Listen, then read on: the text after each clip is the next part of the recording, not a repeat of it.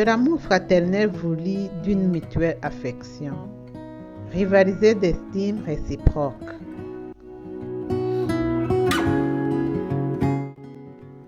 La parole de vie de ce mois est tirée de la si belle lettre de l'apôtre Paul aux Romains. Il présente la vie chrétienne comme une réalité où l'amour surabonde, un amour gratuit et sans limite que Dieu a déversé dans nos cœurs et que nous donnons à notre tour aux autres.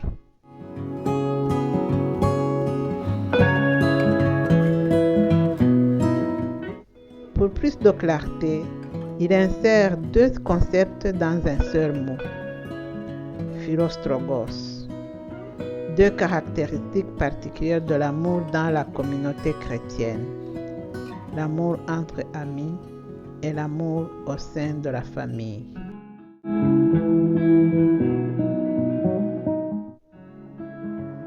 Que l'amour fraternel vous lie d'une mutuelle affection. Rivalisez d'estime réciproque.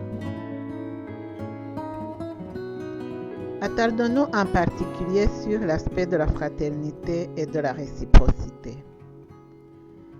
Comme l'écrit Paul, les membres de la communauté chrétienne s'aiment les uns les autres parce qu'ils sont membres les uns des autres. Ce sont des frères et sœurs dont la seule dette est l'amour. Ils se réjouissent avec ceux qui sont dans la joie et versent des larmes avec ceux qui pleurent. Ils ne jugent pas et ne sont pas cause de scandale.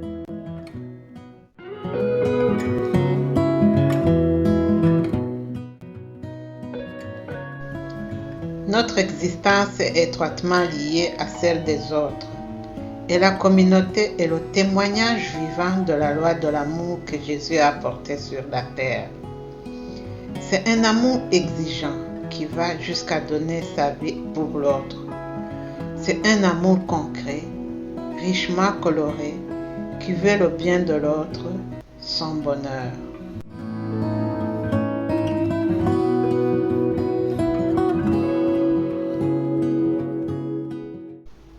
Il vise la pleine réalisation des frères et sœurs, la mise en évidence de leurs qualités respectives. C'est un amour qui prend en compte les besoins de chacun, qui fait tout pour ne laisser personne de côté, qui nous rend responsables et actifs dans la vie sociale et culturelle, dans l'engagement politique.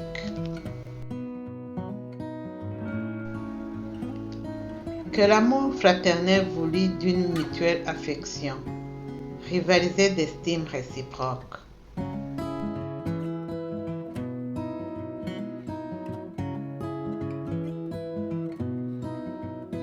En regardant encore la communauté des premiers siècles, nous voyons que l'amour chrétien, qui s'étendait à tous sans exception aucune, portait un nom original. On l'appelait Philadelphie, ce qui signifie amour fraternel. Dans la littérature profane de cette époque, ce terme n'était employé que pour désigner un amour entre frères de même sang.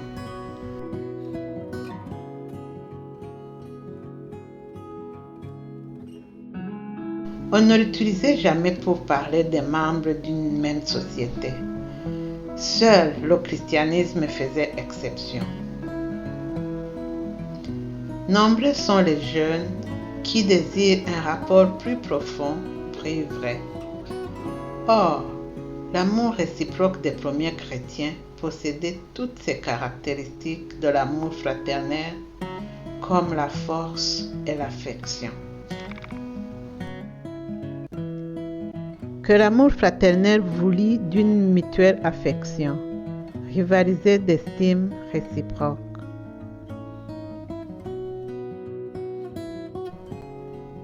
Un trait distinctif de ces communautés qui vivent l'amour mutuel est que leurs membres ne se renferment pas sur eux-mêmes, mais ils sont prêts à faire face aux défis réels qui se présentent là où ils se trouvent.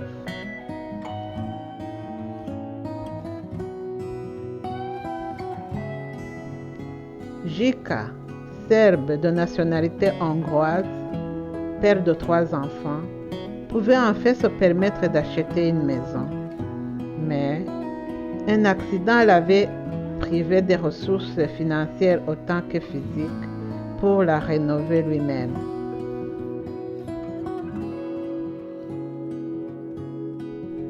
La communauté de Focolari se mobilise alors pour concrétiser le projet d'Ea Tukea proposé par les Jeunes pour un monde uni. Jika raconte avec enthousiasme la solidarité qui s'est organisée pour le soutenir concrètement. Tant de personnes sont venues m'aider. En 3 jours, nous avons pu refaire tout le toit et remplacer les plafonds en terre et en paille par des plafonds en plaques de plâtre.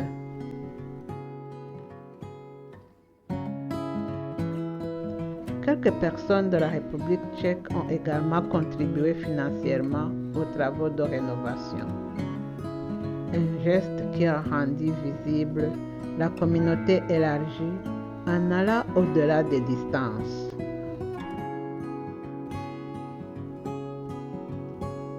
Que l'amour fraternel voulu d'une mutuelle affection, rivalisé d'estime réciproque.